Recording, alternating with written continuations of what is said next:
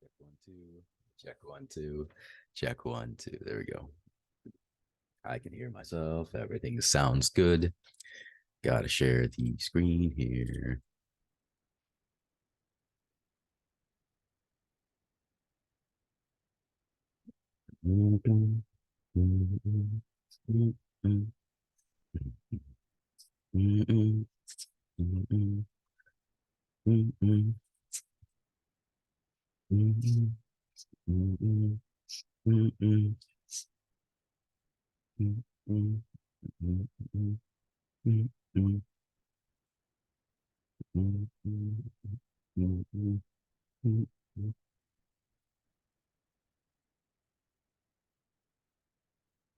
Oh, shoot. Yep. Get up, back, get up, press.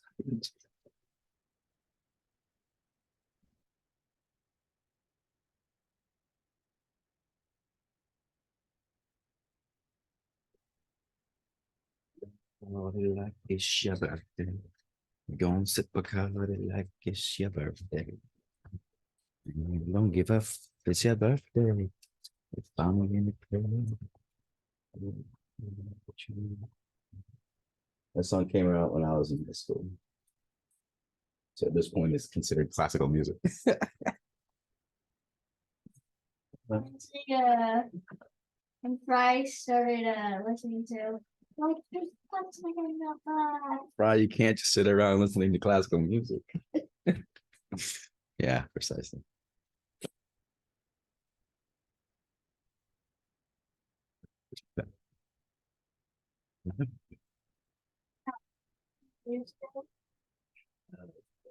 Exactly. When I say it came out like 15 years ago, whatever, it's an estimate. It's not like it's exact date. You know what I mean? Yeah.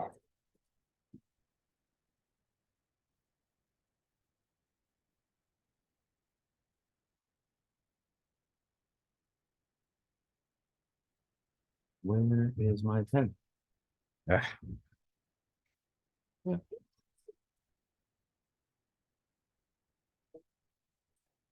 Found it. We're good.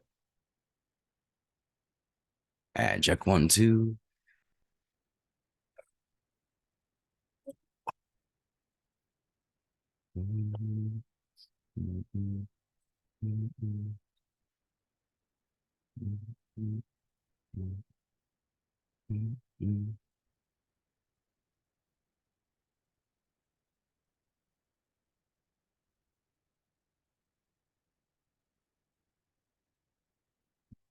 Set. Hey, Brent, how's it going? We'll assume that you are on the couch watching this. So if you have questions, of course, shout them out. Otherwise, we'll just get started. Here we go. Today, we're covering airplane instruments and how they work. Come on, there we go. Here's the outline. We'll start with our six-pack. We'll talk about the pedostatic system, the air data computer, gyroscopic systems, the compass, AHRS, HSI, and RMI. We'll get into our navigational equipment, including the VOR, DME, ILS, ADF, and GPS. And we'll talk a little bit about anti-icing. And of course, if you have any questions, just ask them throughout the presentation. You know me, we're going to skip this part. All right, so we're getting into aircraft flight instruments and navigational equipment. Now, the objective, the student should develop knowledge of the elements related to the operation of flight instruments, as well as the characteristics and operation of navigational equipment. Now, why do we care? This is specifically to instrument flying because, as we move on to instrument flight, we really want to know how the instruments work so that we can interpret them correctly and determine if they are functioning and whether or not we should ignore them or pay attention to them. Now, the key elements here, we're going to cover the pedostatic errors, compass corrections, and VOR navigation. Let's start with the six-pack. The six-pack gives you very detailed information about what the airplane is doing. Starting from the left, we have the airspeed indicator. This gives us our speed through the air. Remember that airspeed and ground speed are two different things. The airspeed indicator tells us how fast we're moving through the medium of air. Our attitude indicator is the next instrument here in the middle. This gives us a broad picture of what the airplane is doing. Here's your airplane. Here's your nose, your wings. Here's the ground, and here's the sky. It also gives you information about the angle of bank and your pitch angles. In general, this is how I like to fly the airplane under instrument conditions. Fly the plane and then look at everything else to figure out what's going on. And then we've got the altimeter here. This gives us our altitude. Now, remember that this only works if we have the altimeter set correctly to the correct altimeter setting. Our vertical speed, this tells us how fast we are climbing or descending, or if we are in level flight. Our heading indicator gives us information about what direction we're flying, and our turn coordinator tells us information about our the rate of turn and the quality of our turn, whether or not we are coordinated. And it gives us information about whether or not it is a 2-minute turn or a standard rate turn. Now let's talk about the pitot-static system. The pitot-static system is governed by air pressure. So we have our static port that takes ambient air from outside the aircraft, and we have our pitot tube, which takes ram air from outside the aircraft. They care about the air pressure. The ambient air is sent to the altimeter and the vertical speed indicator to give us information about our altitude and the vertical speed. And then the ram air is compared to the still air, and that gives us our airspeed. Now, what 3 instruments make up the pitot-static system? I'll give you a second to think about it. And that is the airspeed indicator, the altimeter, and the vertical speed indicator. And they care about air pressure. Let's talk about the vertical speed indicator and the altimeter first. Now, the altimeter is read like a clock. There are 3 hands, and the big hand tells you thousands of feet, and the small hand gives you thousands of feet. The big hand gives you hundreds of feet, and then this weird one here gives you 10,000 feet. We almost never pay attention to this in general aviation because we're typically below 10,000 feet for most of our flying, but it is something worth keeping an eye on. Now, how does the altimeter work? The altimeter takes static air from the static port. That's that little circular thing on the fuselage. It takes, we set the altimeter setting, and we basically position these aneroid wafers, this chamber here. We tell it sea level pressure is this. And then it takes the air pressure outside the airplane and puts it into the chamber outside, or in this little chamber here. So this air pressure is different from this air pressure, and because there's a difference of pressure, this little chamber here will expand or collapse, and it will drive some gears and give you an indication of your altitude.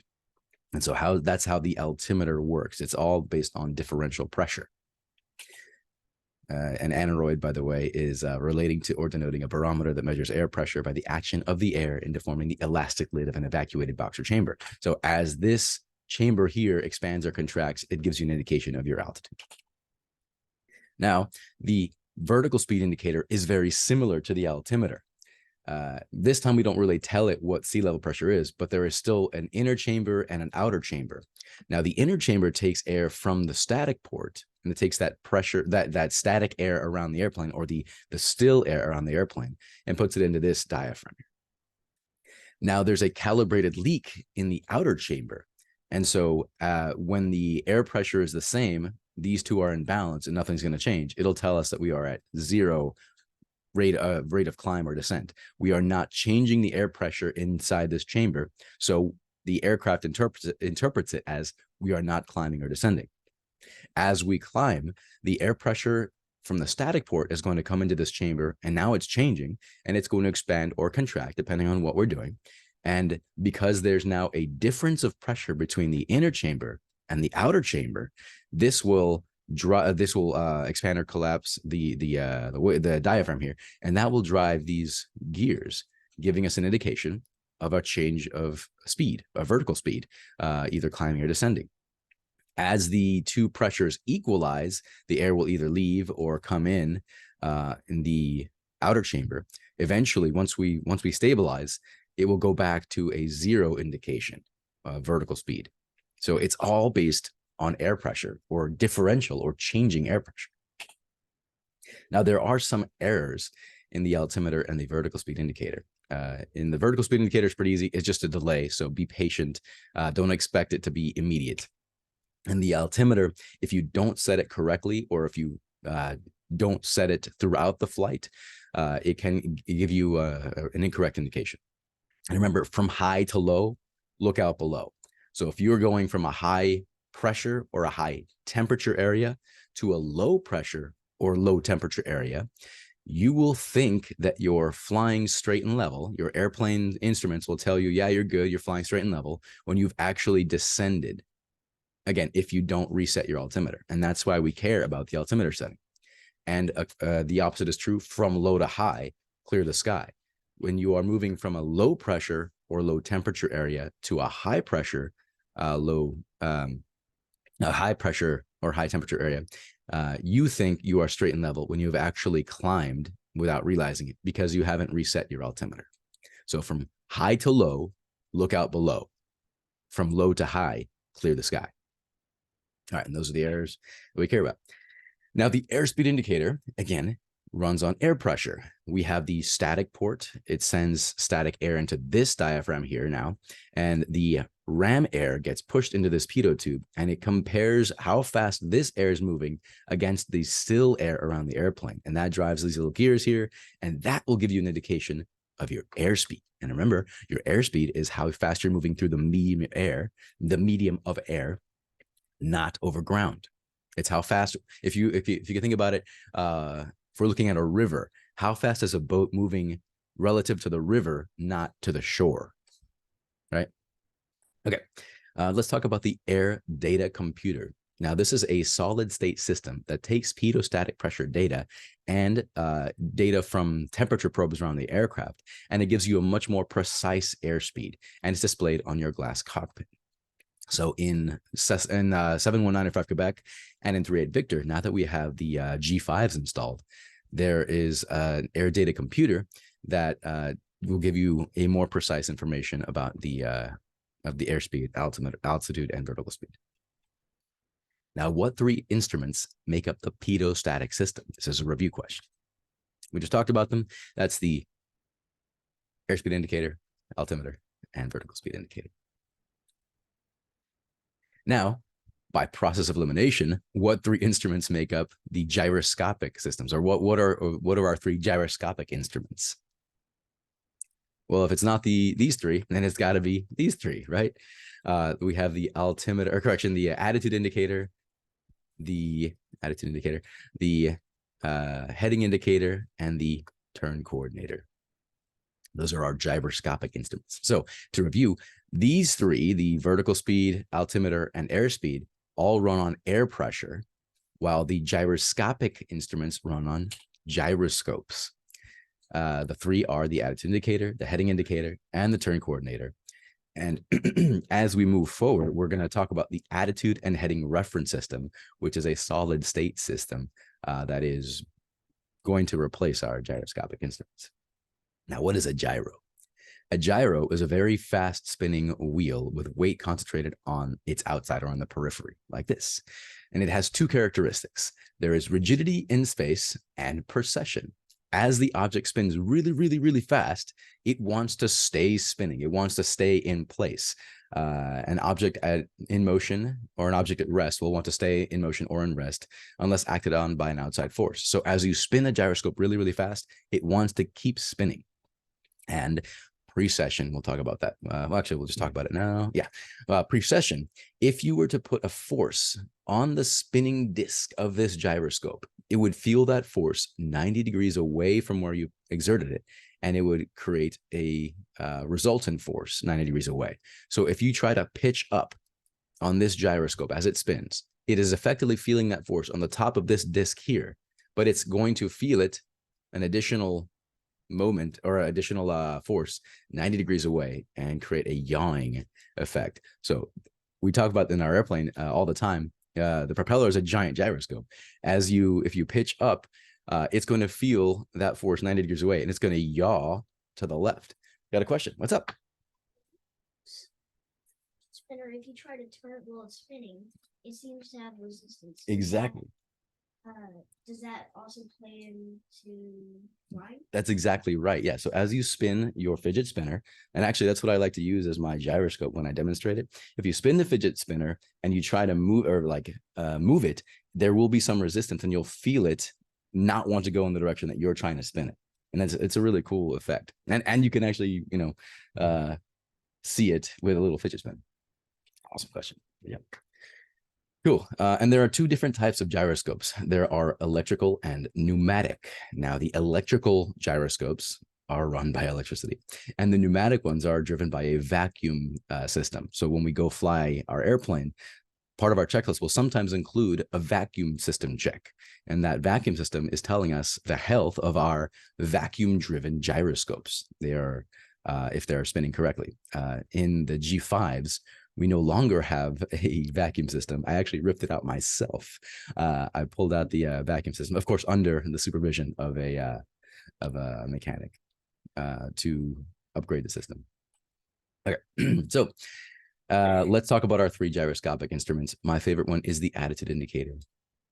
You've got, again, your nose here, your wings here, the sky, and the ground. And this tells you the angle of bank: 10 degrees, 20, 30, 45, and 60 degrees of bank, and 10, 20 degrees of pitch up or pitch down.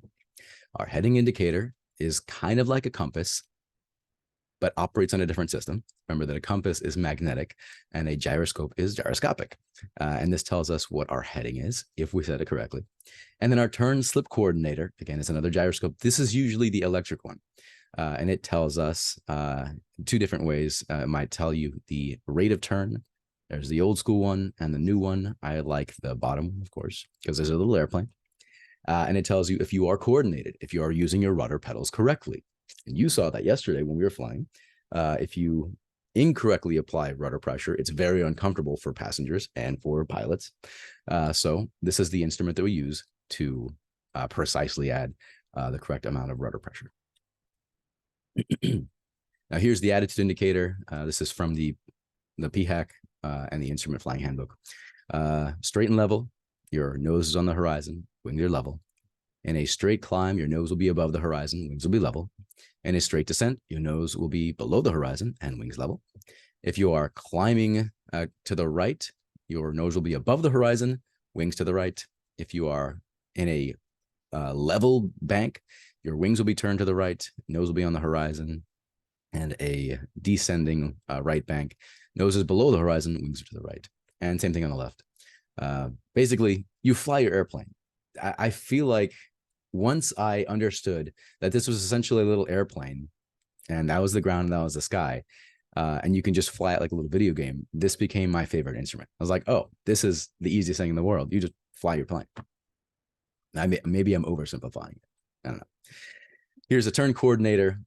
If you are in a bank and your wings pointed at this little white thing, you are in a standard rate turn. That means that you will make a 360-degree turn in 2 minutes. So we can plan our turns. If we want to do a 180-degree turn, that's 1 minute. If we want to make a 90-degree turn, that's 30 seconds. 45 will be 15 seconds. What's up? So that when you turn and the ball is outside the cage to the side you're turning on, that's a slip or a slipping turn. Mhm. But what is the one where like if the ball is on the other side? Good question. That's a skidding turn. Skidding. Yeah, and it's actually right here. Skidding turn. Yeah. Yeah. So, and we actually sometimes will use a slip to descend very aggressively. And we'll talk about it later. But yeah, good question. When your ball is on the inside of your turn, that's a slipping turn. When the ball is on the outside of your turn, that's a skidding turn. In both cases, you are not applying your rudder correctly, and you need to apply the correct rudder, and you need to step on the ball. So if you're in a turn and the ball is off to the right, you press the right rudder pedal to step on the ball to get it back to the center. And this is a coordinated turn. This is the target here. We want to be nice and coordinated. We should feel like we're being pulled down into our seat, not off to the left or the right. We're not in a race car. Let's talk about the Attitude and Heading Reference System, or AHRS. This is a solid state system that is replacing traditional gyros. It's a single system that uses sensors, rate gyros, magnetometers, and satellite reception to give you everything that we just talked about in this fancy fighter pilot style cockpit display. And here, just like before, we have our 6-pack displayed very easily. Our airspeed is here, but now it gives us more precise airspeed. Our attitude indicator is the entire screen, and our nose is here, wings are here, angles of bank, angles of pitch. Our turn coordinator is included in the attitude indicator, and it's a giant attitude indicator, so you can't miss it. When you're flying the G1000, you cannot miss the fact that you are in a bank, or if you're, it's very easy to see what's going on in the aircraft. Our altimeter and our vertical speed indicators right next to it, and our horizontal situation indicator, which includes our VOR, GPS, and a bunch of other information here, heading indicators, and standard rate turn is actually displayed there. So this is the future. The future's now. Let's talk about the RMI and the HSI. The RMI is the remote magnetic indicator, and the HSI is the horizontal situation indicator. Now, the RMI is a bearing indicator overlaid on a heading indicator. So if you've got your heading indicator here, it gives you your ADF, or your automatic direction finder, and your VOR, or very high frequency omnidirectional range needle, and they both point, how you set them. And you've got the flux valve. I was thinking about it as the flux capacitor. The flux valve is a really cool system. This is usually on the wing or in the tail of the aircraft, away from magnetic stuff. And it uses 3 electromagnets to align with the magnetic field of the planet to give you a much more precise indication of your heading. Really cool system. I actually helped install the one in 38 Victor last month. It was really cool to learn about these things. The HSI is the horizontal situation indicator, and this is like a heading indicator on steroids. Right, so you've got it's usually slaved to the magnetometer. So again, it gives you a much more precise indication of your heading. It also includes our VOR needle. You can bug your headings. It'll tell you if there's something wrong. Really cool system. It also gives you your glide slope with this little dual glide slope indicator here, and we'll take a look at it later in the actual aircraft. But really cool system. Not quite as cool as the G1000 or the newest stuff, but still a really cool instrument. Now let's talk about the compass. Compass has been around for a while, and it's reliable. It's stood the test of time. It's essentially 2 little magnets in a fluid similar to kerosene, and it gives you an indication of your magnetic heading. It lines up with the magnetic fields of the Earth. Now there are a couple things to think about. Can you see this? Okay. Okay, so there is true north. If we look at the globe, if we're looking at a map, we say, all right, north is at the top of the map. Too easy. That's all well and good. The problem is the magnetic north pole of the planet does not care where we put the true north pole. And so there is a difference between true north and magnetic north. So magnetic north is somewhere off doing its own thing, while we are like, oh, true north is at the top of the planet. Right. And so we need to take that into account when we're flying our plane and making our flight plans. Depending on where you are, there will be some difference between true north and magnetic north. So you could be like, I'm going north, and you'll never actually get to where you want to go. You'll have to account for that difference. And that difference is called magnetic variation. Variation, right? Okay, so that's that. And then there's also UNOS and ANDs. Those are the additional errors of the compass. UNOS, we passed it. UNOS stands for undershoot north and overshoot south. So if we are flying north, in our little airplane, and we make a turn to the left, the compass is either going to turn in the wrong direction or just hang out and wait a little bit, and it'll eventually catch up to us. So we'll start a turn and the compass will be lazy, and then eventually catch up to us when we stabilize. If we are flying generally south, it'll do the opposite. We'll start a little baby turn to the left, and the compass is super excited, and it wants to go way faster than us, and we will catch up to the compass. And that's undershoot north, overshoot south. And then there are the acceleration errors. If we are flying on an east or a west heading and we accelerate, the compass will get really excited and point north, even though we're not turning. If we decelerate or slow down, the compass will indicate a turn to the south again, even though we are not turning. And then once we stabilize, it'll settle down and indicate correctly. The short version of this whole discussion, only trust your compass when you are straight and level, unaccelerated flight. Now let's talk about our navigational equipment. We've got our VOR, DME, ILS, ADF, and GPS. Again, this is an instrument level discussion, so it's going to be a bit above and beyond the private pilot level, but it's still really good for you to see this. Now, the VOR, that stands for Very High Frequency Omnidirectional Range. It is a radio that gives you navigational information in the aircraft, and it's there's a station like at Payne Field that sends out radials in all directions, and we call them radials. And they're kind of like spokes on a wheel, and they're referenced to magnetic north. And this is the frequency range that you'll see them in, 108.0 to 117.95. It is a radio system. So you'll tune your navigational radio to one of these frequencies, and then it'll tell you, where to go. And there are three types. There's VOR, VOR DME, which is distance measuring equipment, and VORTAC, which is a military tactical air navigation.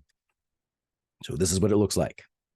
First, the VOR station sends out radials in all directions. We call those radials, right? And we're going to tune to the frequency for the station that we want. At Payne Field, the VOR frequency is 110.6. So we tune it, we activate it, and then we're going to listen for the Morse code identifier. If we hear that Morse code, then we're good. That tells us that the VOR is active. And then we're going to tune our VOR indicator, the OBS knob, until, let's say we want to go to the station. We'll tune it until we get this indication, 2. That tells us we are indicating correctly, and until the needle centers. In this case, from our current position, if we fly ahead on a heading of 030, we should fly direct to Payne. So on a heading of 030, we will fly to Payne. Question? On maps, like paper maps, don't they also display Morse code, or is that for a different? Yeah, they do actually. Yeah, on our paper charts. So the question was, where do we get the Morse code, or does the chart display the Morse code? And yes, if you look at your chart while you're flying and you identify a VOR ring, it'll tell you the frequency, the station name, and the Morse code identifier, so you can make sure that you are listening to an active station. Awesome question. So in this case, we've tuned to the frequency, we've listened to the Morse code, we've centered the needle with a 2 indication so we can fly to the station, and we turn to that heading of 030. Now, something to think about. The VOR indicator, the old school one, does not care where your heading is. So we could be facing in this direction, and it would still tell us that we are on a 030 because we're on this line in the sand. And so it's our responsibility as pilots to turn the aircraft to this heading 030 on the heading indicator or on the compass to track that VOR.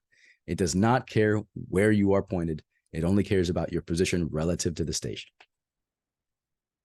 And so let's do it again. We'll tune to the frequency, listen to the Morse code. This time we have a from indication. Now, anytime you have a from indication, that means you're flying away from the station. So you have to assume that you're flying away. In this case, we are centered on a 030 radial.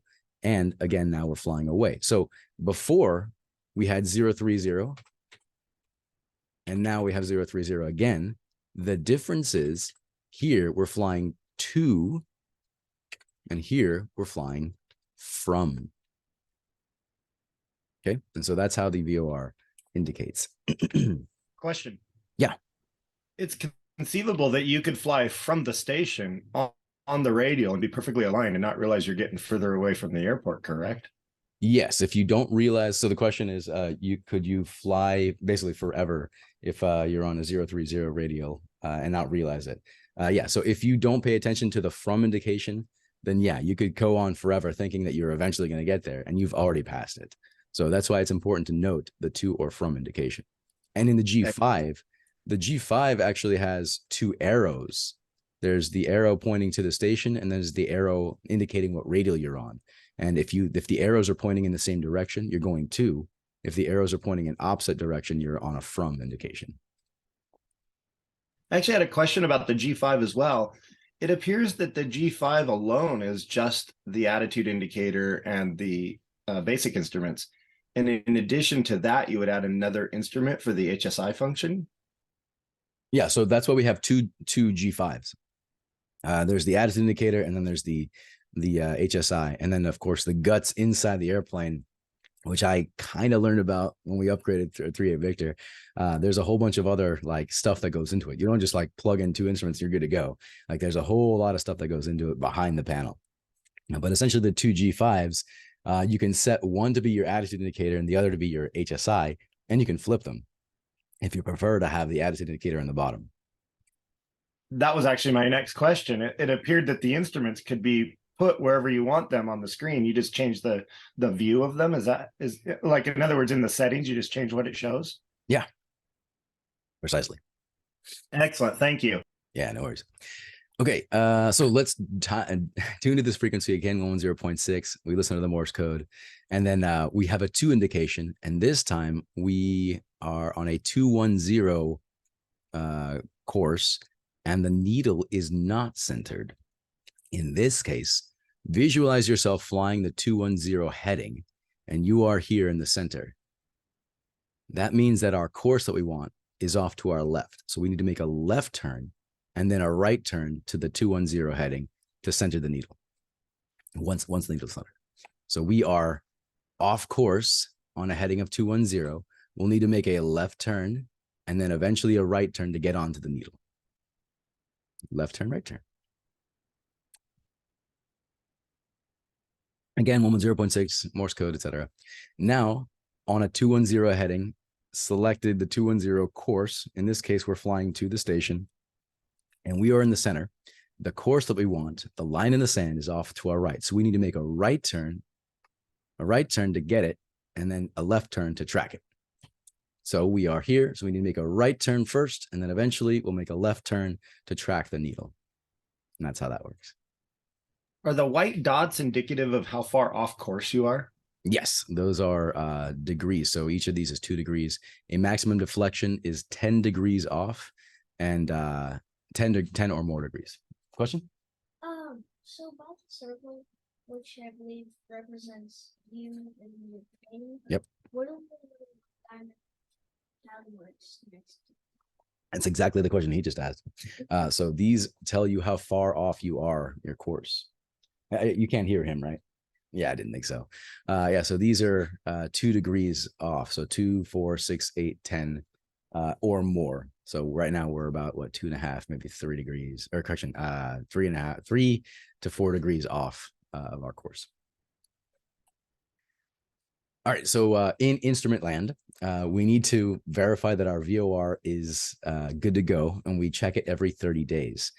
There is a VOR testing facility at the airport, and we'll go put our airplane on that in that little spot, tune to the station, and verify that we're within plus or minus 4 degrees. We can also do this in the air on a known radial, and you must be within 6 degrees, plus or minus 6 degrees. The VOR testing station at Painfield is on the big runway, and if you ever feel like you want to learn how to do it, we can totally do that.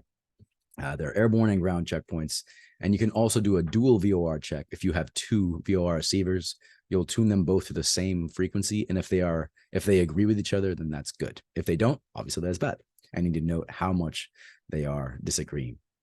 And these tell you down here the altitudes and ranges for the VOR. So they don't go on forever, right? They are here. If we draw our planet and the VOR station is here, they are line of sight. So you have to be able to see the station. So if you are over here flying your plane, oh, that's a terrible wing. If you're flying your plane over here, you are not within line of sight of the station, and you will not be able to receive accurate navigational information. Same thing, if you are flying here and you are within view of the station, but there's a mountain in your way, you will not be able to receive that navigational information. And if you are out of range, based on your altitudes here, then you will also not be able to receive your navigational information. And you can study these later. I'm not going to go through them. All right, moving on to distance measuring equipment, or DME. This gives you slant range from a station. That means that it does not give you your distance over the ground. It gives you the distance straight line to the station. It can be used to determine your position. So if you have your VOR, you can figure out where you are in relation, like laterally, and then the DME will tell you how far you are. And so knowing your distance and direction from a station, you can pinpoint your location on the map. And how it works: the aircraft transmits a pulse to the DME station, like that, right? Little pulse to the antenna on the ground. The ground receiver receives it, and then it sends it back to the aircraft, right? It's like, hey, I got your signal. Here's it back. And then the DME instrument inside the aircraft converts the time delay into a distance in nautical miles. And it's like, oh, we are 10 miles away from that station. So again, the aircraft sends out a ping, the station sends it back, the instrument times the ping and the echo, and it's like, okay, and you get to convert it to a time. Just like a submarine, Mr. Wayne, like a submarine. Yes, exactly. Like a bat, right? Like using echolocation. It's almost like a bat using echolocation. And of course, I made a silly reference to a Batman movie. So some errors with DME, just like the VOR, they must be line of sight. So if you send out a signal and it pings a mountain, you're not going to get anything back. Unfortunately, it's not as cool as a bat where it's like, oh, there's a mountain there. It's just like, oh, I can't get the signal back, so I have no idea where we are, right? Same thing if you are on the other side of the planet, you cannot send that ping all the way around the curve of the Earth, so you won't be able to get any accurate information. Also, if you are really, if you are really high over the station, if you are super high, it'll be like, oh, we were like 5 miles away from the station, and we're actually right over it, because it measures slant range. It doesn't give you lateral distance. So in the rule of thumb is you should be a mile away for every 1,000 feet of altitude. Question. So if the Earth is curved, how do your instruments know if you're straight and level? Oh, good question.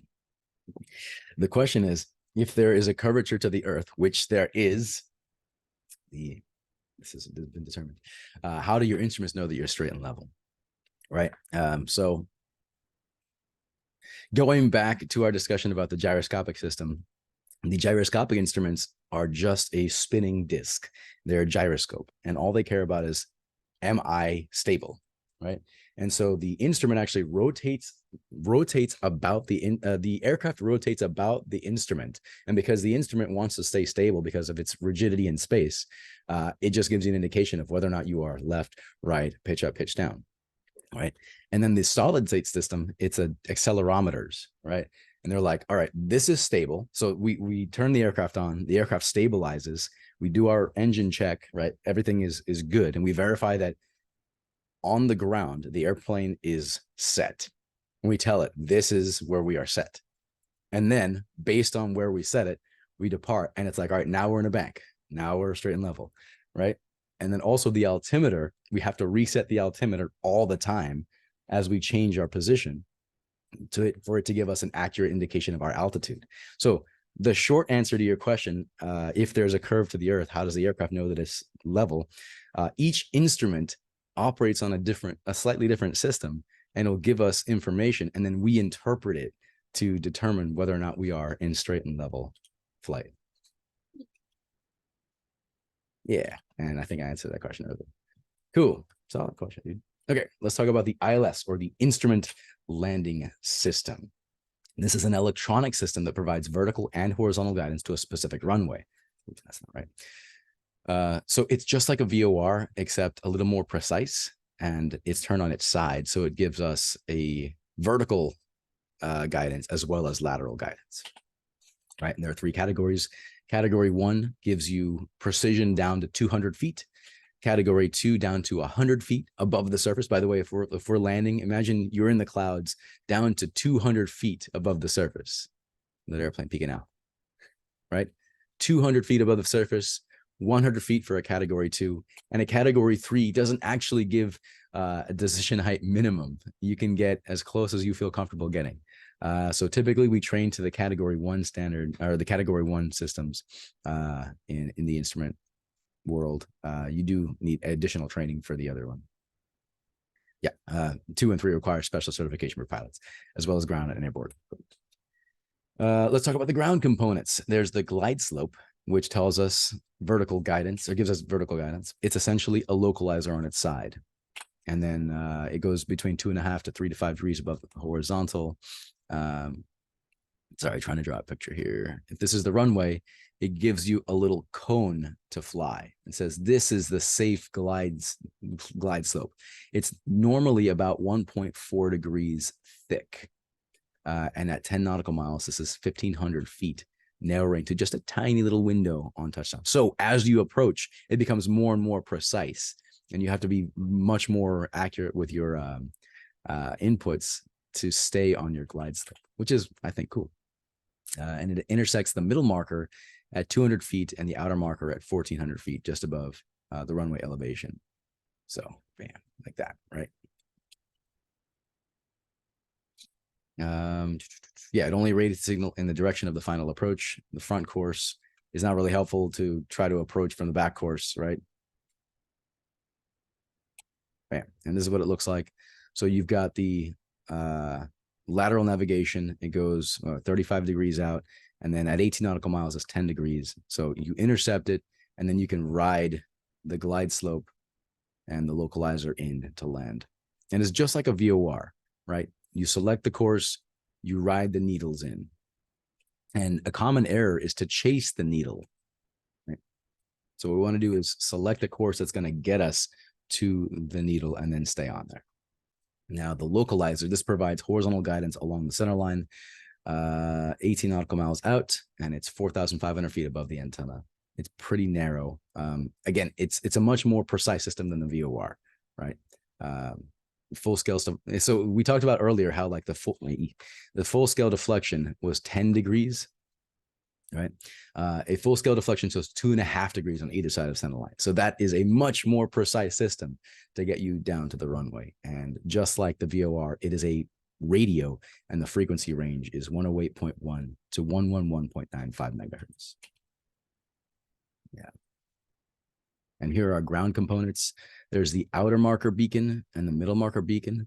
This is approximately 300 feet of aircraft lateral displacement from the center line per dot of deflection. So as you get closer, it becomes more precise. And here it's approximately 100 feet of lateral displacement from the center line per dot deflection. So again, it's a cone. So as you get closer and closer to the runway, it squeezes you in. It doesn't let you get very far away from center line the closer you get in, right? And the marker beacons are designed to give you range information, so you know how far you are relative to the runway. Usually the outer marker is 4 to 7 miles out. This is where you intercept the glide path, and the middle marker is 3,500 feet from the threshold. But yeah, a little more precise than the old school, or than the VOR, excuse me. Yeah, moving on. Okay, here is our lighting system. On our approach plates, they're actually going to tell you what the approach plate tells you what kind of lights there are at the field. And so you can say an ALSF2 looks like this. Cool. That's what I'll be expecting when I come to land. If you coming in to land in a Malsif, then you know that it looks like this. So it just kind of gives you an additional information about how the airport environment will look as you approach the land. And just like in VFR world, there is the glide slope indication when you go visual. All red means you're dead. All white means you'll fly all night. And then a balance is what we want: 2 red, 2 white, or 1 red, 1 white. A balanced slope indicator is what we want on the PAPI or the VASI. Yeah. And the ADF. This is the automatic direction finder. This is a non-directional beacon. So like the VOR, it sends out beacons in all directions. The ADF just sends out one beacon, and the instrument just points to it.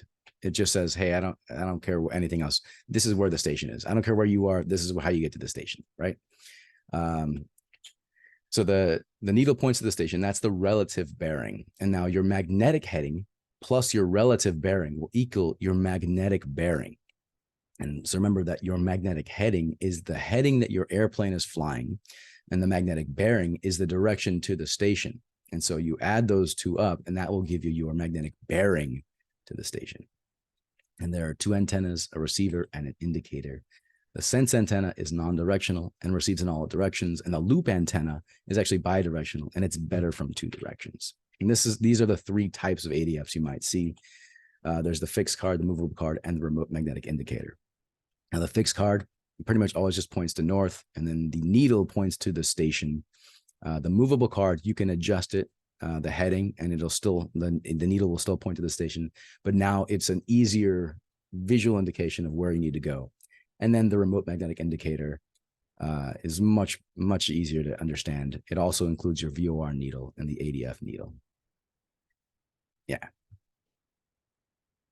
Again, the ADF is kind of an older system. Actually, I don't even know if we have any. I think there's like one. Yeah, there's like one station around here, one non-directional beacon around here that I know of. So, all right, moving on to GPS. This is a satellite-based navigational system, and we're going to talk about the WAS loss. It is space, so they're a constellation of satellites, and we need 5 in order to perform the functions that we need for IFR navigation. Now, yeah, 4, 5, and then we actually use a 6th one, and we'll get into it in a minute. There's also control stations. There's the master control stations and the ground antennas. So if you're an airplane here flying along, having a good time, there are 5 satellites and potentially a 6th. And there's a master ground station, and then there's a bunch of little ground stations on the ground. So the ground stations all feed the master station data about your position. And then the master station sends it to the aircraft. And then also you get information from the satellites. And that whole system gives you an indication of your position, altitude, and time, and whether or not you can trust the signal. Right? Yeah. So why do we need 5 satellites? So we need 4 satellites to get a 3-dimensional picture. So if we're flying over the air, over the planet, we need 4 satellites to tell us our position, our 3-dimensional position, right? And then a 5th satellite, and we should talk about RAIN. A 5th satellite will tell you, okay, yes, these 4 satellites are correct, and that's called Receiver Autonomous Integrity Monitoring, RAIM. The 5th satellite is saying, yeah, you can trust those satellites. I vouch for them. Cool. And then a 6th satellite is needed to perform the RAIM function to boot the wrong satellite. Like if the system detects that one of the satellites is being a little punk and not giving you accurate information, the 6th satellite, 5 and 6, and here's your airplane. These 4 give you information about your position. The 5th one's like, yeah, we're good. Actually, you know what? This one's wrong. And the 6th one will be like, all right, I got you. Get out of here. And it'll give you more information. So 5 to perform the RAIM function and 6 to actually boot the wrong satellite and give you accurate information continuously. Send it. Or if more than one satellite is. Yeah, then ideally you'd want it, 7. But 6 will identify and then boot one. And then hopefully you'll pick up another satellite, because there are, I think, 24 satellites, what we said, right? Yeah, there are 24 satellites. And if you have more than 5, then you should be good to go. How do I know? Is there an instrument that tells me where the satellites are located above me or around me? Yeah, so in 905 Quebec, we don't have the ability to do this. This is a WAS, a wide area augmentation system with a RAIM function. So you basically need a GPS system inside the aircraft to even care about this. We don't really have a GPS with the function of like navigating. We have a little bit of GPS in our airplanes. They just give you like distance information to supplement the VOR, but that's pretty much it. You'll need something that actually like is rated for instrument flight. So this would be like an advanced style instrument rating, or instrument airplane. Yeah, exactly. This is again, this is instrument level stuff. So above and beyond VFR, but it's still good to know about in VFR world because you could fly an airplane with this VFR. This is probably the most fascinating part of flying for me is all these instruments, how they get us where we're going. So I really enjoy this. Yeah, awesome. So let's talk about GPS and ADF and DME. Now, the ADF system is pretty old, and so we can actually use GPS to supplement it or to substitute it. You can use GPS to determine the aircraft position over a DME fix. So if you are, let's say, at Payne and you're holding at a SEPA, which is 9 DME or 9 miles away from Payne on the 236 radial, you can substitute GPS for the DME function. The GPS will tell you now you're 9 miles out and you can trust it. You can also use it to fly a DME arc and navigating to or from a non-directional beacon or a compass locator. So basically GPS is high speed, and with the appropriate equipment, you can substitute ADF and DME. Oh yeah, you can also determine aircraft position over an NEB, determine aircraft position over a fix identified by an NEB or bearing crossing a VOR locator course, or holding over an NDB compass locator. Ooh, somebody joined. Puffins. Hey, welcome. We're in the middle of a discussion about instruments. All right, now the WAS system is designed to improve accuracy. It stands for the Wide Area Augmentation System. And the integrity is improved through real-time monitoring of the GPS signal. Certification requires providing only extremely small probability that an error would go undetected. I love this. It's so precise that it only accepts 3 seconds of bad data per year. That's how precise a WAS GPS receiver is. So you can trust your receiver if you have a WAS capable receiver.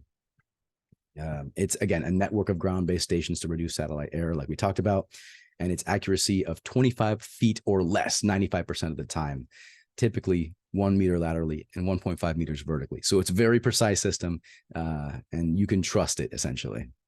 And it is capable of Category 1 precision accuracy, 16 meters lateral and 4 meters vertical. And remember that a Category 1 approach will get you down to 100 feet above the surface, and you need additional training for that. Now you can shoot approaches with a WAS capable GPS. Sorry, we're running short on time.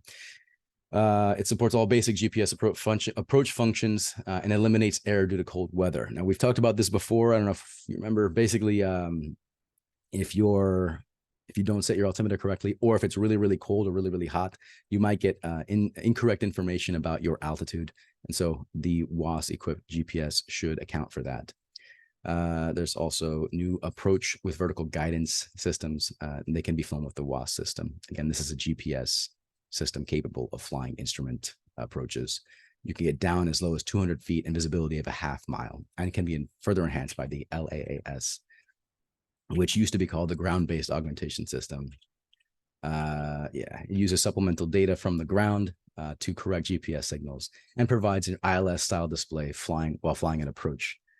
So like we talked about, the ILS is a system that provides lateral and vertical navigation. And now with GPS, we can also fly a similar approach using vertical and horizontal or lateral guidance.